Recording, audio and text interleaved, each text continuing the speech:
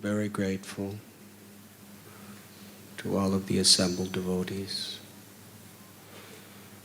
for coming to share this very sacred occasion wherein we are sharing our deep love and gratitude to His Grace, Shyama Krishna Prabhu.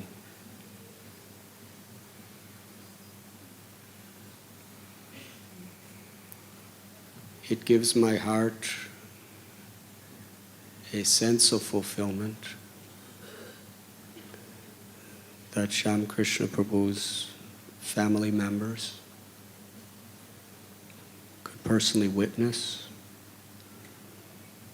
how deeply this great soul has affected people's lives. Their love for him, their honor for him, and the tremendous historical accomplishments he has achieved.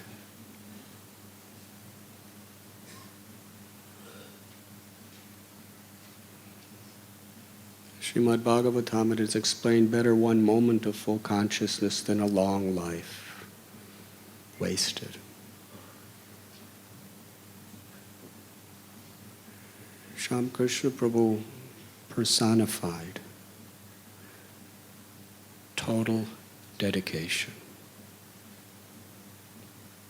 absolute loyalty,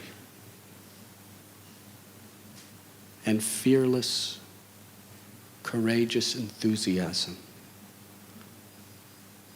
to do what was right. That was a quality in him.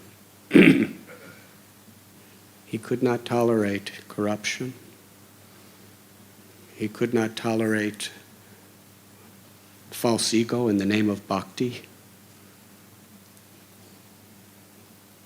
He was dealing with vices in the law enforcement agency. But when he came to the path of bhakti and dedicated himself to Krishna consciousness, and deeply studying Srila Prabhupada's books, he knew what is the standard of pure bhakti.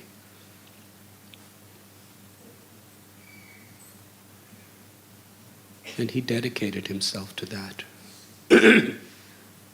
In his personal life, and in protecting the sanctity of Srila Prabhupada's movement. Many people can preach about how nice devotional service is. Many people can say Jai Prabhupada. Even many of my own God brothers and God sisters, they may talk about how we should put Prabhupada in the center and the problems that are occurring when Prabhupada's not in the center, and tell their pastimes of with Srila Prabhupada, which is all wonderful. But how many are actually willing to put their life on the line 24 hours a day, voluntarily accept insurmountable stress, death threats, opposition, gladly to defend the sanctity of Srila Prabhupada's mission, to protect the properties that were so dear to Srila Prabhupada, and most of all, to establish the standards that Prabhupada expected. There are not too many in any of the generations of devotees alive today that could stand up to the example of Shyama Krishna Prabhu. And anyone who knows him and understands him will agree with what I say.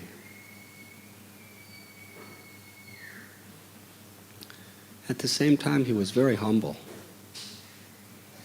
We have heard so many extraordinary offerings of realizations about his qualities.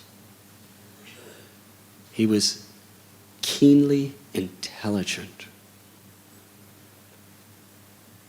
not just with book knowledge.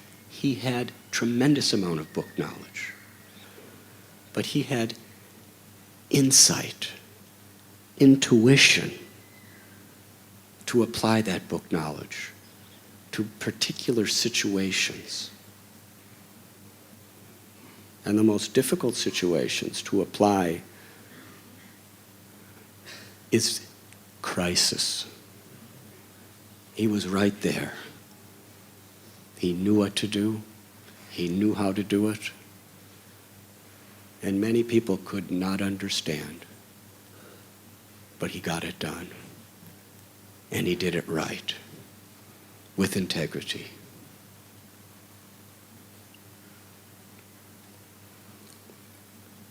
Sometimes even the best of Brahmins couldn't figure out, why does he want to do it this way?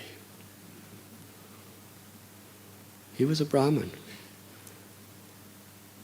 But as Bhima Prabhu said, above being a Brahmin, above being a Kshatriya, above being a Vaishya, he was everything. He was a Vaishnava. He was simply willing to do the needful, as Prabhupada asked us, do the needful. But most of us will do the needful up to a certain point. For him, there was no limits. As we heard, he had a very secure career. He was being promoted. He had a tremendous future in the government, because they saw here as a man who's completely honest, who has total integrity, who's fearless, who knows the law, and who's willing to do what he's told. And he was a leader. We have heard from a powerful leader of the Indian government that this man is a leader.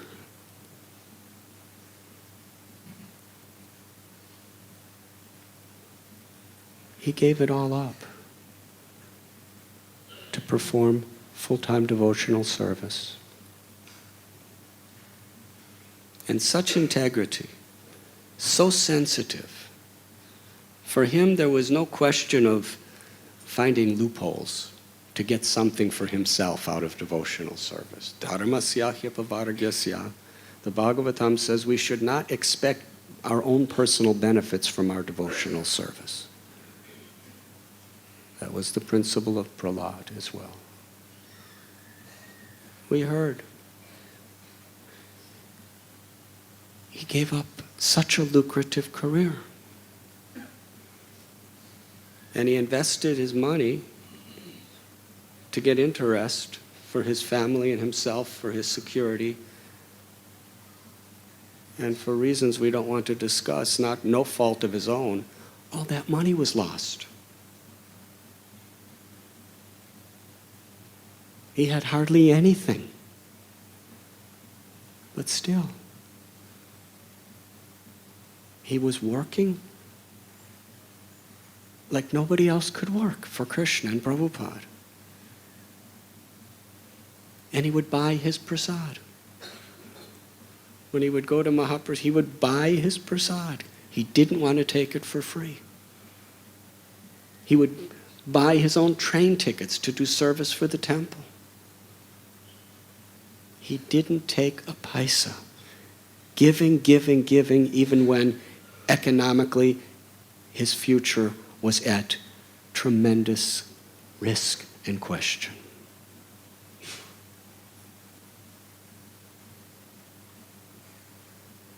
I don't know too many people who have that integrity under such conditions. And how many cases he was handling? Any one of those cases were impossible for practically any other devotee. Bhima Prabhu knows.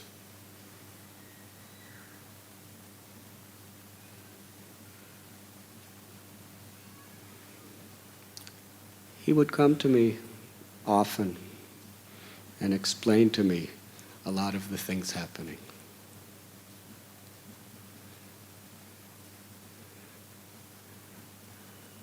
They were so beyond me, I must confess. And I saw how much his heart was so into it, how he was so emotional about the welfare of the Vaishnavas and the welfare of Srila Prabhupada's good name.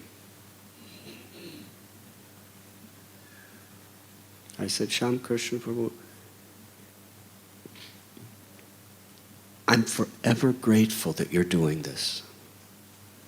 But please know, if it's too much for you and your family, there are many other services you could render. I'm grateful you're doing it, but there's no pressure, and there will never be any pressure for me to keep you there, because I couldn't keep anyone in the situation you're in.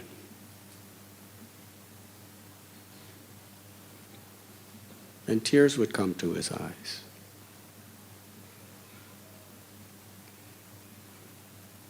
He said, if I leave there, then all this pressure will come crashing on Devamrit Prabhu.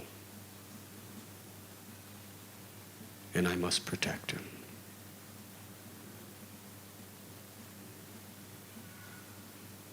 This is the love of a God brother. How many God brothers or God sisters are willing to do that for each other? And actually, although he was extremely intelligent, fearless, a leader, a person who was aggressive to get things done when it should be done, a person with a fraction of those qualities is usually very proud. Shyama Krishna Prabhu was very humble. Not long ago, I can't tell you the details, but he was telling me about a particular case that he was building up, and he spent weeks doing research, putting it together, and he was just about to launch it.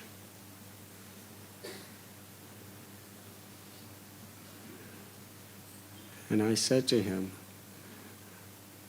Shyama Krishna Prabhu, I know one of these people. I know the person you're dealing with. And I gave him another dimension of who this person was. It's a devotee.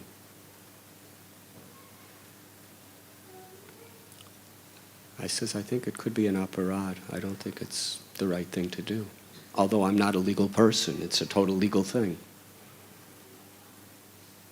Immediately, right then and there, he said, I've spent weeks doing the research, building the case. Today I was about to launch it. He said, I'll spend the next few weeks now doing everything different because I believe what you're saying. He was completely humble. He was not at all shy or reserved to admit any mistake he made.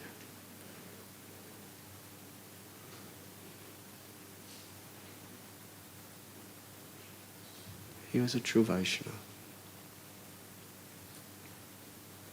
in every way. It was quoted from Srila Prabhupada that a real preacher should have the courage of a British general and the heart of a Bengali mother. That was Shyama Krishna Prabhu. When he was thinking about the needs of another devotee or the problems of another devotee, it was very natural for him to cry.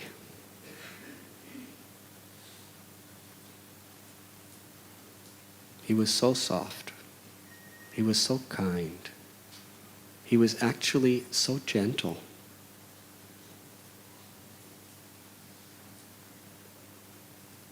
All he wanted is to give people Krishna.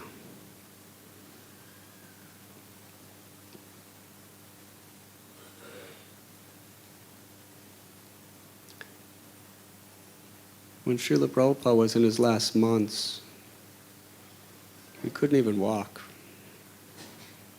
He was emaciated.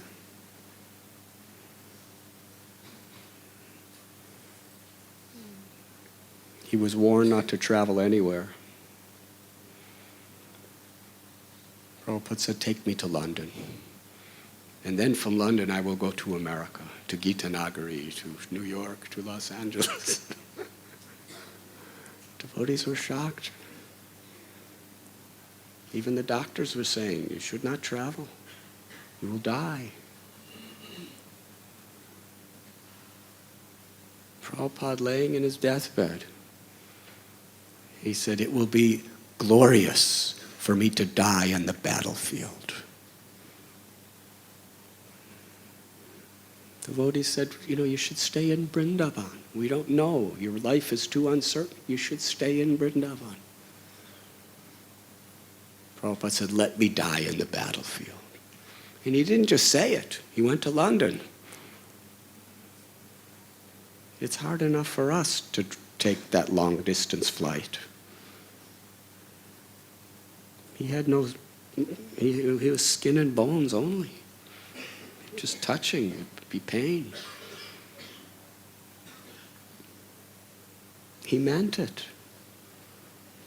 But then when his health declined more and he really saw he really couldn't do anything else physically, then only did he allow them to take him back to Vrindavan. As long as he could do anything, he was going to be in the battlefield.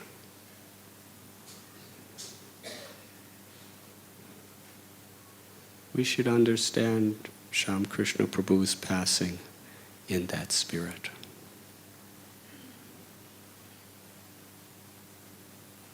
It may appear to materialize, he left Vrindavan and went to Delhi. But what is Delhi? Delhi was one of the favorite places for Prabhupada's preaching.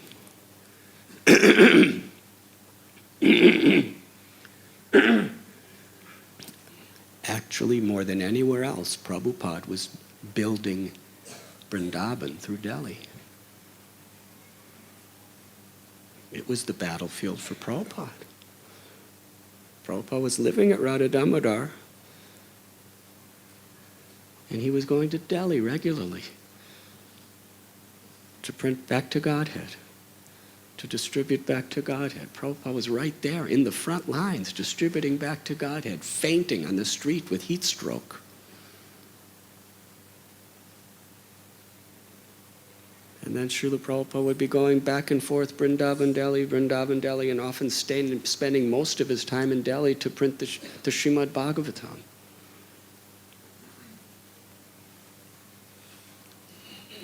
Later on, Srila Prabhupada established ISKCON,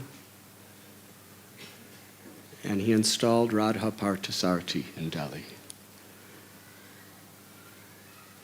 And one very, very senior Vaishnava, and others too, were questioning. This is not proper Radha Parthasarthi. It should be Radha Shamsundar, or Radha Gopinath, or Radha Rasbihari, but Radha Parthasarthi? Parthasarthi is not Vrindavan Leela. Radharani never leaves Vrindavan. Parthasarthi is Kurukshetra, warrior. Krishna came from Dwarka to Kurukshetra, and he was driving Arjuna's chariot. People were saying, this isn't rasabhasa, it's not proper. And we looked in some of Prabhupada's conversations. And actually, one of Prabhupada's own disciples asked Prabhupada the same question. How can it be Radha Parthasarthi? In Kurukshetra, Radharani's not there. And Srila Prabhupada revealed something that only he, as a supremely compassionate preacher, could understand. He said, even when Krishna was driving Arjuna's chariot in Kurukshetra, what do you think he was meditating on in the core of his heart? And Sri Krishna Chaitanya Radha Krishna Nahi Anya. Lord Chaitanya's Radha and Krishna. And wherever the Harinam Sankirtan movement is being spread, that is Vrindavan.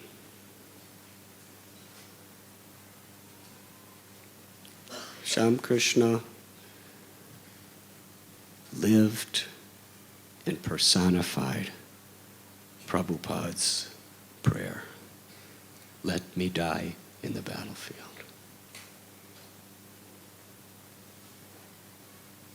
But Vaishnavas reason ill. One reasons ill, who thinks that Vaishnavas die. For Vaishnavas died to live, and live to spread the holy name around. Shyama Krishna Prabhu is definitely in the loving embrace of Srila Prabhupada. He has given up everything. He's risked everything to such historical degrees to protect Srila Prabhupada's home in Vrindavan. And yet, personified Prabhupada's teachings, attachment to the holy name, attachment to Srimad Bhagavatam, attachment to the holy Dham, attachment to associating with devotees, we have heard. And he had a deep attachment to worshiping the deities. We have heard that too. The 5 principal limbs of devotional service according to Rupa Goswami. He followed those and aspired for those with excellence, deeply, while simultaneously fighting wars that no one else had the courage to go near.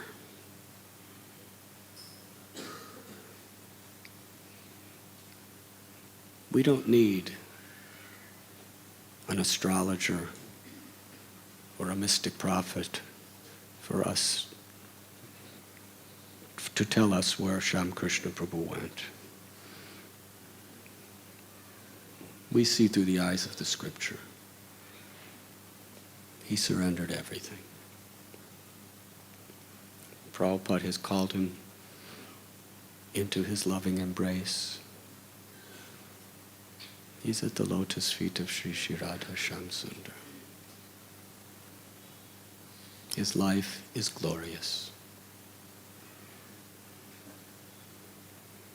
And personally, I am so deeply proud of him, so deeply grateful to Shyama Krishna Prabhu.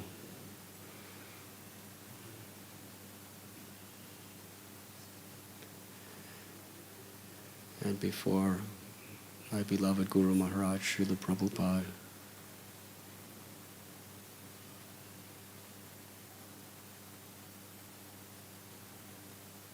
my heart just overfloods with joy to see the incredible devotional service that he has offered to our founder Acharya and to all the devotees.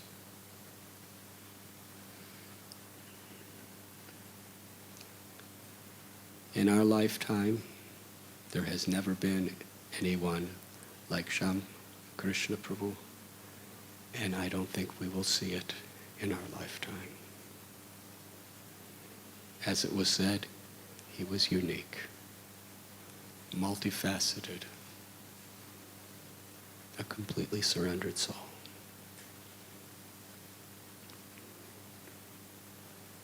So let us all, from our heart of hearts, pray to Sri Radha Gopinath to shower their infinite blessings and mercy upon the immortal soul of Shyama Krishna Prabhu,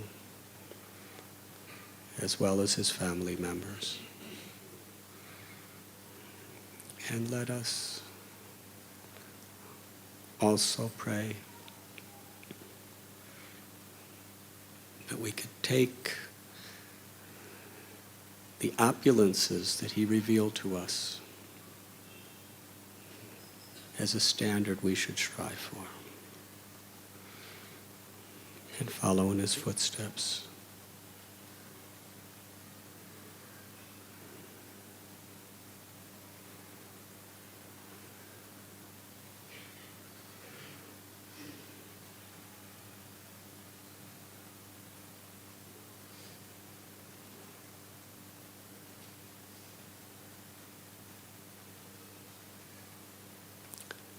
Shyama Krishna Prabhu ki jai. Thank you very much.